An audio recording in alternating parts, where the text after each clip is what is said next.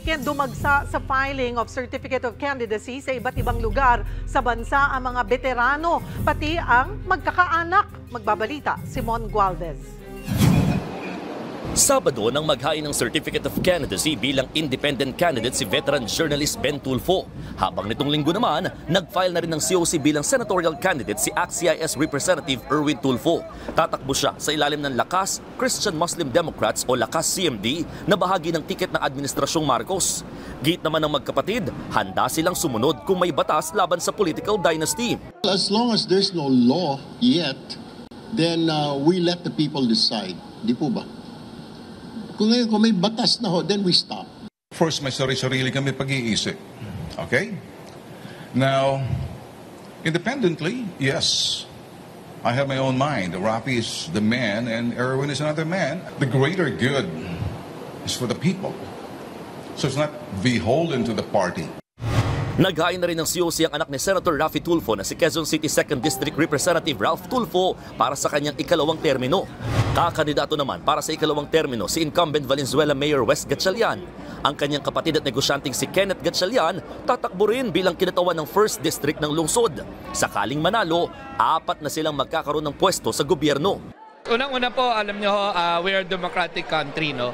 Ang lahat ng tao ay may karapatan tumakbo at sa tao rin ang karapatan na pumili. Ang abogado at singer namang si Jimmy Bondoc o James Patrick Romero Bondoc tatakbo ring senador sa ilalim ng Partido Demokratiko Pilipino o PDP ni dating Pangulong Rodrigo Duterte. Sinamahan pa nga siya ni Senator Robin Padilla at aktres na si Vivian Velez sa COC filing. Sakay naman ng bisikleta si re-election ni Senator Pia Cayetano at mga taga-suporta nang mag-bike sa kahabaan ng Ross Boulevard para sa paghahain ng kanyang COC sa Manila Hotel. Sinamahan siya ng kapatid na si Senator Alan Peter Cayetano at asawa nitong si incumbent Taguig Mayor Lani Cayetano. Si Senate Minority Leader Coco Pimentel naghain naman ng Certificate of Candidacy bilang 1st District Representative ng Marikina. Makakalaban ni Pimentel sa posisyon si incumbent Marikina Mayor Marcy Chodoro. Tatakbo naman si Makati 2nd District Representative Luis Campos bilang Makati Mayor. Holding hands while walking pa nga sila ng asawang si incumbent Mayor Abby Binay sa COC filing. Handa raw siyang harapin ang makakalabang hipag na si Senadora Nancy Binay. Prior to the pandemic, we've been preparing for this.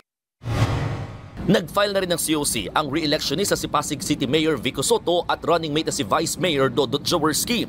Full support kay Vico ang inang si Connie Reyes at amang si Vic Soto. Posibleng makalaban ni Mayor Vico si Cesara Rowena na asawa ng isa sa mga sinasabing dating incorporator ng St. Timothy Construction Corporation o STCC ang tumiwalag na ka-joint venture ng Miru bilang election service provider. Sagot dyan ni Soto, we should still be careful. We should still be cautious. We should still be alert. Kasi kasama sila mula umpisa eh. Sa Naga naman, kakandidatong alkalde si dating Vice President Leni Robredo na sinamahan sa COC filing ng 2 anak na sina Jillian at Aika. Tatakbo namang alkalde ng bayan ng Mercedes sa Camarines Norte ang 28 anyos na negosyante at consultant na si Ferdinand Inand Ibasco. Target naman ni dating Pangulong Gloria Macapagal Arroyo ang kanyang ikatlot huling termino sa pagkakongresista sa ikalawang distrito ng Pampanga.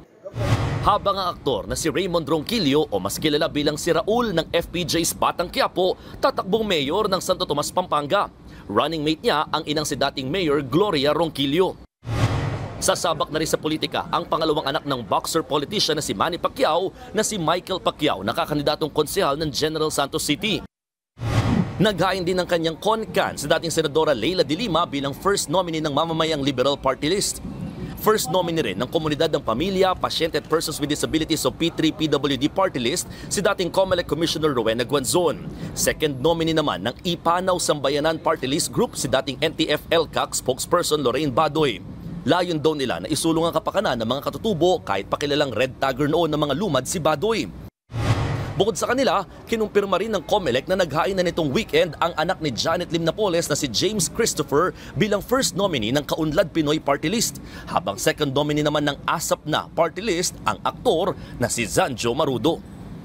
Ako, Simon Gualvez, para sa 1PH.